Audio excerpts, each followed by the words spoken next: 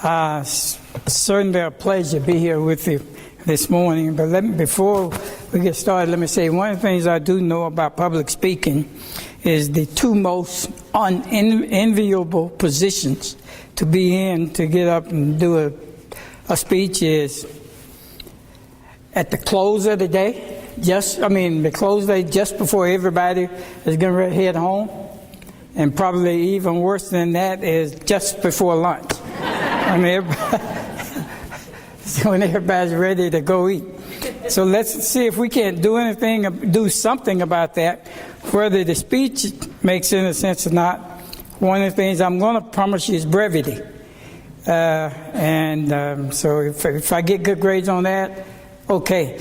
As I think about brevity, it always reminds me of growing up. Sure, all of you in here, like myself, you grew up in homes where no matter how old you were, or no matter what you did, teenager, little kid, or whatever, Sunday morning you had to be up out of that house and going to church, right? My brother was a teenager, so his night before, you can imagine. In the morning of, when my mom and them ran him out of bed, you can imagine he wasn't too happy about getting up. Probably was a little sleepy from the night before, and probably a little hungover, but he had to go to church. So he's in church, the preacher's going on, doing his thing. It kept going on and on and on. So my brother's sitting there and he's nodding. And my baby brother's sitting beside him. The preacher looks over and says, "Young man, wake your brother up." So my baby brother did so. So after church, we were teasing him about having to wake my brother Roy up. And what my little brother said, he said, I woke him up. He said, but what I wanted to say was, you put him to sleep, you wake him up. So hopefully we don't have that happen here today. Before I get started, one of the first things I want to do is thank two of my fellow members of the Board of Trustees who are here. Barry Martin, I think you've met. Barry, thanks for coming out, bud. And Ginger. Thank you, Ginger. Thank you. And let's give them a round of applause for what they do, serving on our board. I'm going to start off with my number of years, and then we're going to work through this crowd, and I want to get an idea of who's been around here the longest. I'm in my job now 44 years. So do we have any people 40 or more here? What about 30 years or more? How many we have in the crowd? 30, please stand. All right, let's salute them. 30 or more. We got 20 or more. Wow, growing. Thank you all very much. Thank you. 10 or more? All right.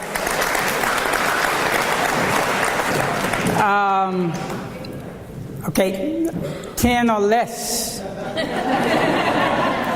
All right. Okay, stand. Thank you. Does that 10 or less, did that include all of the newbies in the crowd? Well, you don't get off that easy. If you're a newbie, you have to stand up again.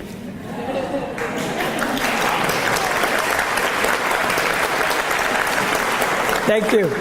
And I wanted to do that, especially ask you to stand up again, because we want to welcome you to a family.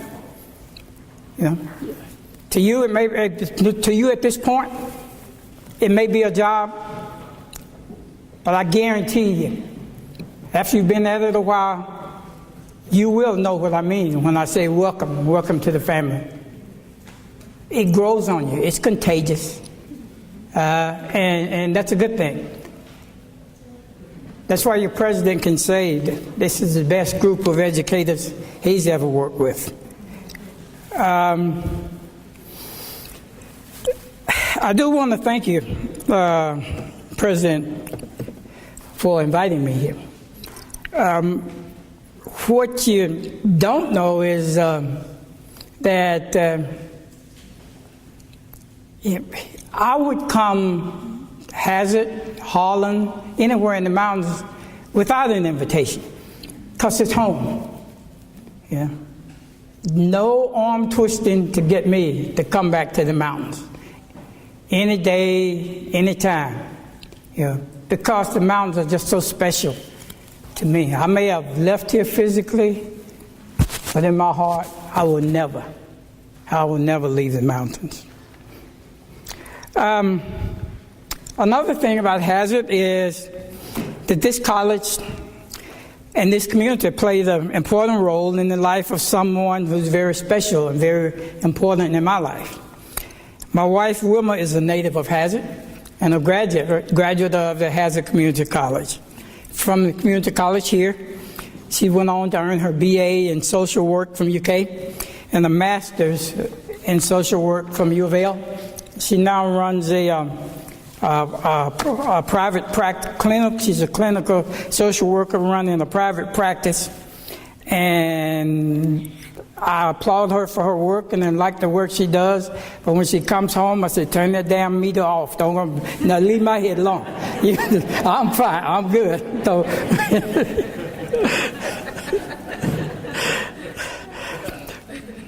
all of you have heard our KCTCS tagline, which says, higher education begins here.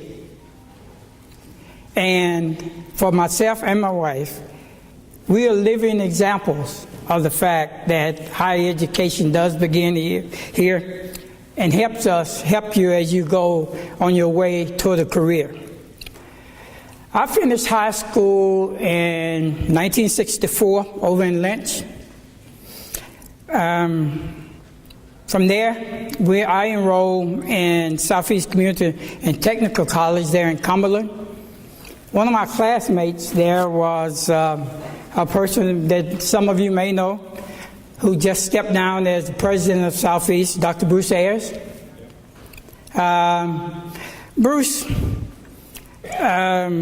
when we started school, at that age, sometimes you may not know how to phrase something, but you can recognize it. And as I look back now that I'm older, I know there was something about Bruce even at a young age. There was just something about an air about him that said he was going to do well. So I think what I would say is, at a young age, we knew that Bruce had that thing called it. Bruce was special. Bruce had it. And we knew he was going to be successful. And I just can't tell you how proud I am of him, and even more proud of him for what he's done in terms of his dedication and commitment to the mountains. Bruce could have gone any place. Probably had several opportunities to go any place. But his commitment to the mountains is what kept him here. And there are a lot of people whose lives have been affected as a result of him coming back. Southeast during the 60s was a very interesting time. Attending Southeast was very interesting. Our country was a very interesting time. Eastern Kentucky was going through very interesting times. When we entered Southeast in '64, the college had been open only 4 years, which meant that one of the social dynamics that we all were experiencing for the first time was integration. Now, in a small town like Lynch, Benham, Cumberland, the only thing different about integration was the fact that we were now formally attending the same schools. But growing up, we played together. We all knew each other. We played played basketball with the basketball goal hung on the outhouse. We played football on what some people would call sandlot, but we didn't have sandlot. We played on the rocks and the rough ground that we had there. But we grew up and we knew each other real well. So that made that whole transition into integration very, very easy for us, contrary to what was happening all around this country. Some of you may be surprised. I know I was surprised when I left Southeast and went to Lexington 2 years later in '66 to find that Lexington had not integrated their school system. But under this whole thing of progressiveness, one would have thought that we would have been lagging behind in that area. In addition to my time at Southeast back then, another thing that was contributing to my own growth and development and I still cherish was the fact that especially among the African American families in my community, there was a desire on the part of our parents to make sure that we had an enriched life, make sure that we had a life in which we found out that there was life outside of the mountains of eastern Kentucky, and also that we started to develop our work ethic and all the things that go along with your work ethic. And that's learning to manage your money, learning to respect authority, and all of those kinds of things. So the way our parents dealt with that for us was, as soon as you were old enough to get what we call a work permit, which was about 15 years of age, you were sent away for the summer to live with a relative in the north.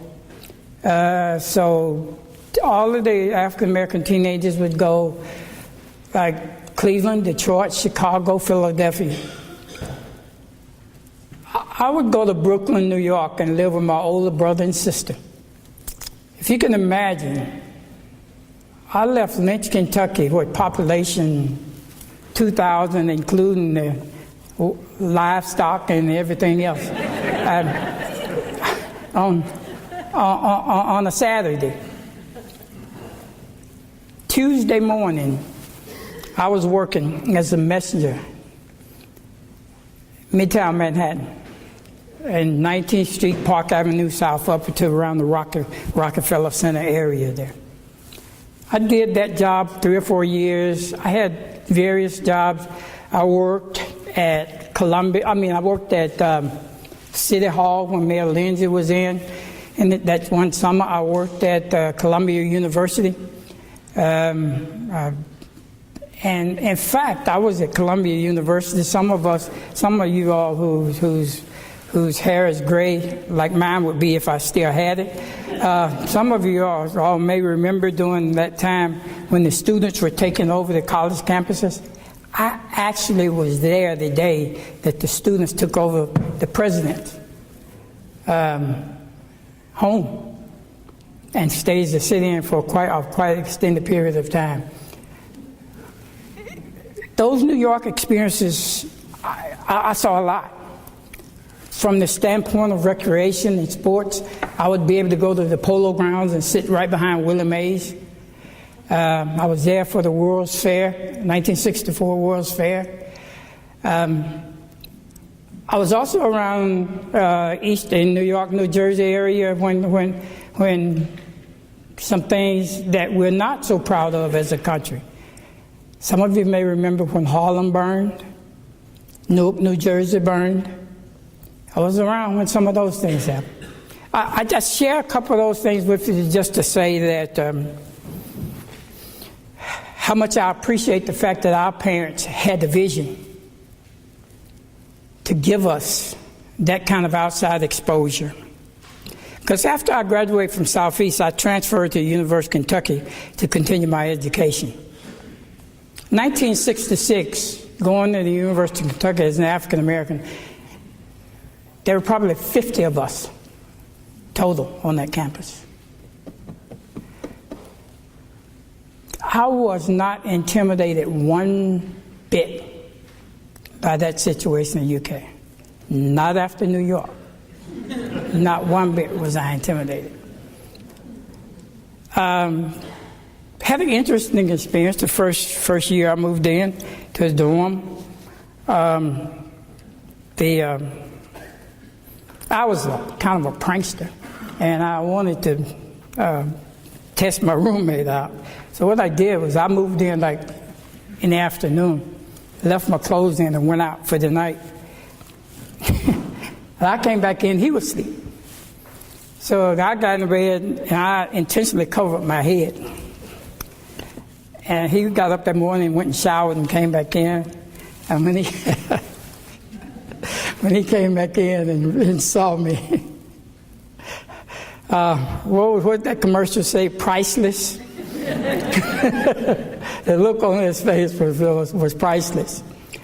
Obviously, his first reaction was to call his parents to say he wanted to change, wanted to move out, go to another room.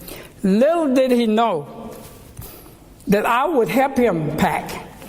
Because when you grow up in a family of 9 kids, 5 boys, sharing 2 beds in one room, how happy I was that for the first time in my life, as a junior in college, I was going to have my own room.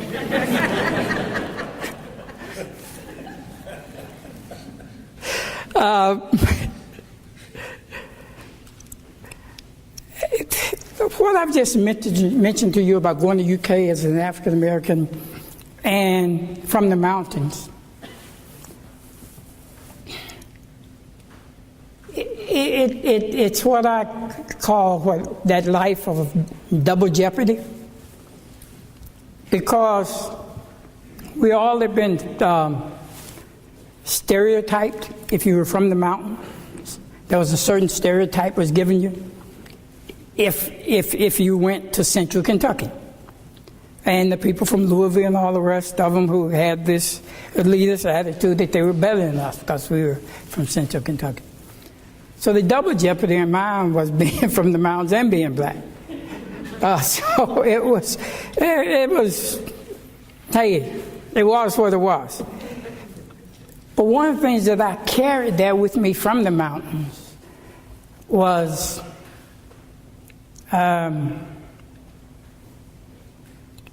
deep pride in myself. And that pride came from the raising I had in the mountains here in eastern Kentucky. You know, all of us were taught to know, to think that nobody was any better than us. You know, I started learning that at a very, very early age. Our teachers taught us that. Our parents taught us that. The preachers taught that. Everybody in your community taught that. If you participated in sports, I mean, you wanted to be the very best. If you were in the band, anything you did, you were taught to be the very best. So by no means was nobody from wherever they were from going to tell me any different without having to hear my side of the story, which was usually some of the things that I can't say on this mic in here, but you know, I stood up, and I think we all would stand up. We stood up from ourselves from the mountains. How many other people in here left the mountains and went to central Kentucky to continue education? Okay. Am I not right that some of you all also sometimes run into those kind of stereotypes, impressions? Of course it is. And it's still there. But it's the expectations that were placed upon us when we were here that helped us endure what we went through when we went out there. That's why Southeast That's why the mountains of Eastern Kentucky have such a special place in my heart. That's also why I'm so proud at this stage in my life to serve on the KCTCS board.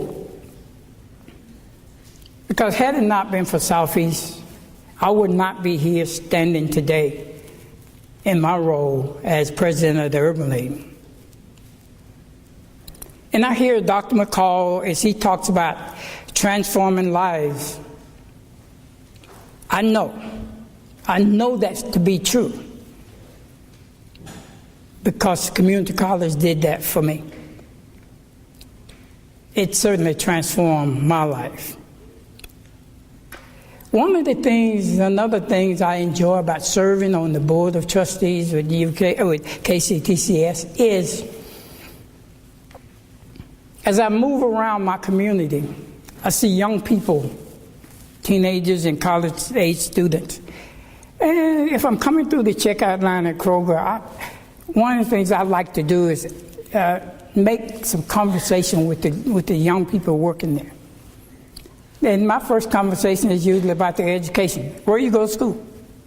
Tates Creek High School. What are you going to do next? BCTC. Yeah. So that's an icebreaker. So you have a little conversation about BCTC. If I'm at a clinic or a hospital, first thing I want to know is, where were you trained? BCTC. That's a chance to just further enhance that conversation. Maybe I would offer a suggestion to you, if you don't mind. Just pick that up as a habit. If you see a young person out working at a Kroger, at a McDonald's or someplace, that young person is doing what we call doing something right. Stop a minute and acknowledge that person. Because they're getting the reinforcement from home, but they expect it from home. And watch the smile on their face when you acknowledge them for doing right.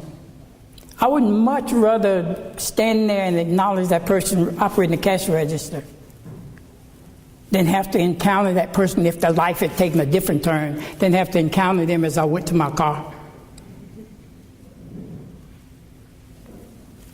So do me a favor. Let's do that. It's not a whole lot to ask. And you'll be surprised how much that means to young people. My life as a community college student set a plan in motion. It started me on the path that will forever, as I said, change my life. Who knows?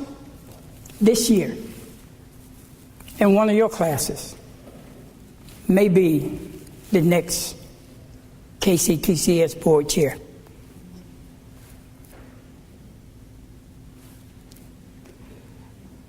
Yeah, I'm living proof that if I can do it, because when I started college, it wasn't a matter of one. I talked about Bruce. I said that Bruce had it. And we knew Bruce was going to succeed. When I started, the bet was whether I would make it to Christmas. So if I can do it, anybody can. So really, I am serious when I say that next chair may be in your class. Or that next whatever that reaches great heights may be in your class. Just think and wonder, what story will that student, he or she, have to tell about their time in your class, their time here at the Hazard Community Technical College? And when I ask that question, it's certainly rhetorical, because I know the answer. I know what the answer is going to be. Because of your dedication, because of how much you care about your job, because of how much you care about students, then we know that answer is going to be that their years here were rewarding, they were beneficial, and their years here built a foundation. Today, when I will share a few thoughts. And as board chairman, as my other board members here know, we want to remind you, each of you, that you're making a difference every day in students' lives. As if you don't know, because I'm sure you do. Again, we'll never know where those students will be 10, 15, 20 years down the road. But we do know that what you do with them every day will play a role in where they will be. Not the single determining factor, but certainly a major contributing factor. And also represent the Board of Trustees, we want you to know that you have our support. The Board of Trustees unconditionally supports you. And we unconditionally appreciate you for what you are doing. We're proud of you. And we do not take anything that you do for granted. Let me take a minute because I want to congratulate you on being named one of the top 120 community colleges in the nation by the Aspen Institute. What an honor. Top 120, right now I forget out of how many community colleges, 1,200. Not bad. What an honor. I think that deserves a round of applause.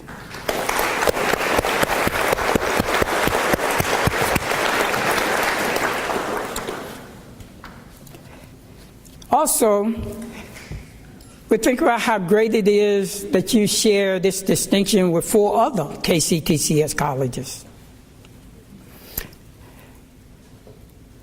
And it's through this kind of a work that we continue as a system on the path to being what our goal is, and that's to be the premier college system in the U.S.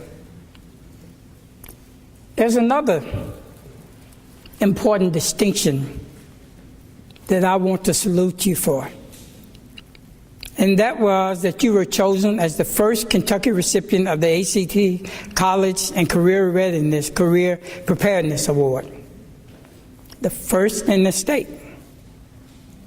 Congratulations on that great work. Congratulations. Again, a round of applause.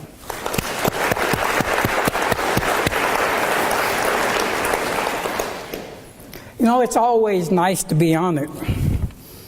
But I know you do what you do not just for the honor, and probably not for the honor at all, but you do it every day, whether you're recognized or not. You do it because it's the passion that you bring to this job and how much you care about the young people whose lives are entrusted to you.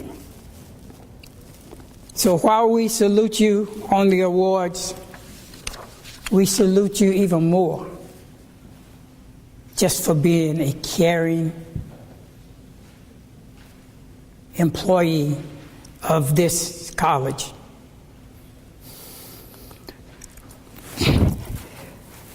There's some numbers out there that show for the students who come here that there's a significant number of students who come to you in need of development assistance. Now, we could go into that old tired thing of going back downstream and arguing about who's responsible for that. That's the easy way to go. But that's not what you do. Those numbers of kids coming with the need of that and with that kind of need, it doesn't intimidate you. You accept them. You nourish them. You work with them because you know that they've got potential. Also, a large number of your students continue to be first-generation college students, as I was. But if you ever, I'll just share with you what it's like to be that first one in the family to have a chance to go to college.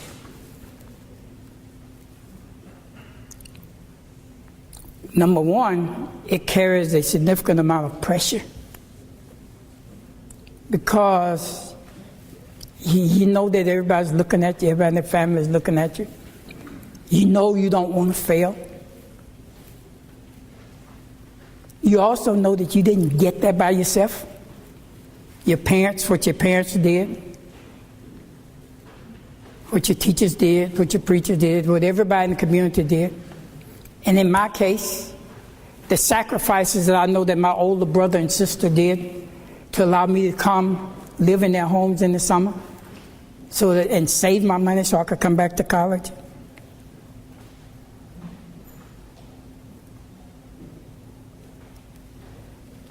So that describes a typical student coming out, entering college as a first to represent the family. And I'm sure there may be others in this room who shared that experience. But there is nothing like the exhilaration that comes on graduation day. When you walk across that stage and you receive your recognition, your diploma, and receive that. And I can remember when I received mine, and I knew how many people in my family helped get that. I was trying to figure out how can I make this thing into a collage where everybody can get a piece of it, because everybody deserved a piece of it. It carried my name, but what made it work was everybody helping me. Going back to these students that we talked about who come to us in need of remedial education and remedial help, another one of the reasons I know that you take them in and nurture and work with them is that you know, born here in the mountains of eastern Kentucky, we have a history of overcoming obstacles.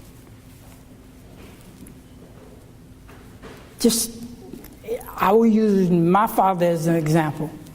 38 years he went into those coal mines so that we could have a better life.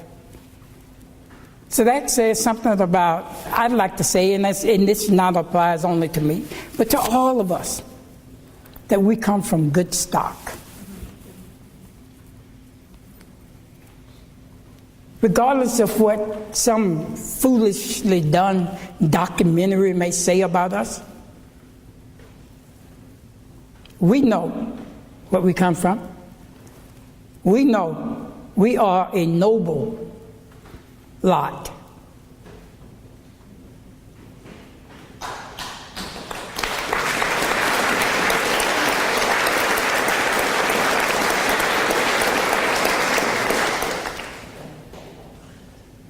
So that's why you grab them and nurture them and teach them, because you know from whence they came and you know where they can go. I just spoke briefly about the documentary thing, And whenever they do those, they usually try to portray all people from Eastern Kentucky as lazy, shiftless, welfare, beneficiaries and so forth. I have this one thing that I do all the time. And let me roll it out to you. There may be somebody who may want to take up a challenge here. I haven't had any takers yet. My dad was a coal miner. Very, very rarely did I see him miss a day. I probably missed more days in a year than he missed in his 38 years in the coal mine. Very rarely did I see him miss a day. Very rarely did I see any of the men who worked day shift out in the community during the day. So the challenge that I give to a researcher, and I don't know if we could ever get our hands on the data, but I would say you just take a block of time, say 1950 to 1960, and go through the work attendance records of coal miners. And just out of the sky, pull any other industry and bring me some results.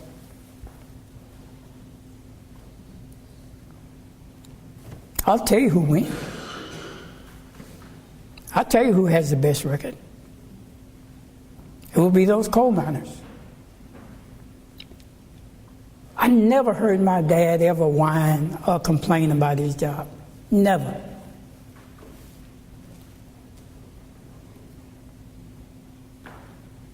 Never, ever did I hear him whine or complain. Or any of the other men who were around in my community. Again, that just speaks volumes, in my opinion,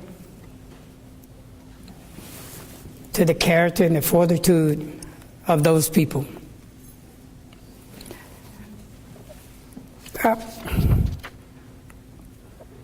The statistics that we talk about in terms of people needing remedial education, as I said, they were probably worse than those other institutions, but we embrace it and work with our kids.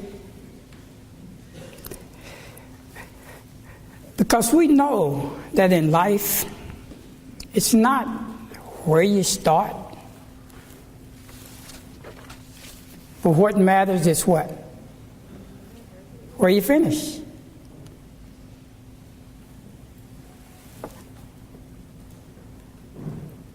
And that's why we take these students, recognizing their potential, and hang with them and put them in positions to finish strong.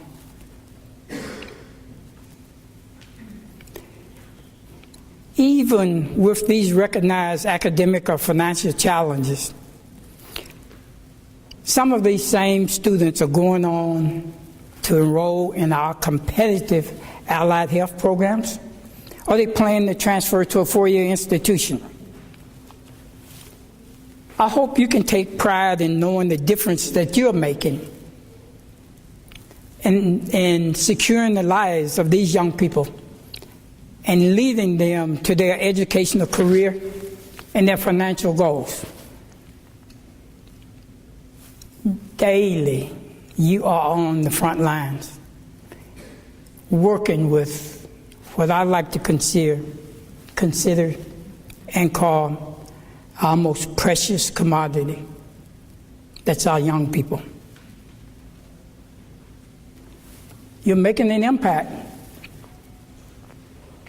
You're making an impact with each class that enters your classroom every year. Every year you have new opportunities to make a difference. And you always have. There's no reason for us to ever think that that would change.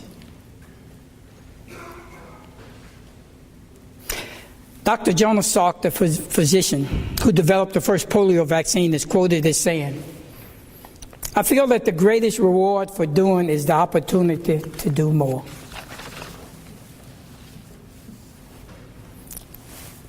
Each Each of you has that same opportunity to do more. And you will, because you always have. And we know that.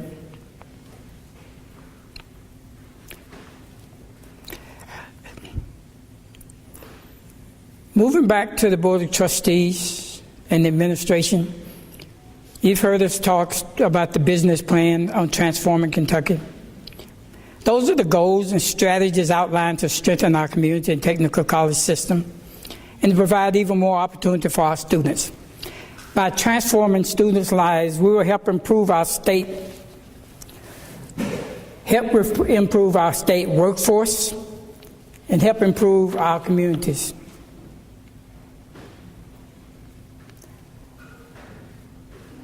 I have no intentions of getting into the debate that's raging in Kentucky right now about coal versus environmentalists. I have no intentions of getting into that. But I do know that whatever decision is made about the future of the workforce in Eastern Kentucky, that you guys will be in the conversation. Your role is too pivotal to not be in the conversation. You all have got to help lead in those conversations. Because at the end of the day, whichever side you come down on, Democrat, Republican, Dixiecrat, whatever, it's about these students. And I have confidence in knowing that that's where your priority will be.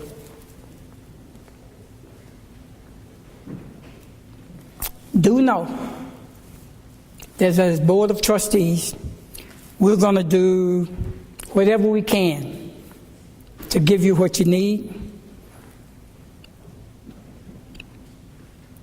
And we already know that you give all in return. The reality is that we will never have all of the funding or time or resources that we might want. But if we all stay the course together, and have the will to make a difference, that will that you demonstrate every day, we can and we will serve our students and our state well.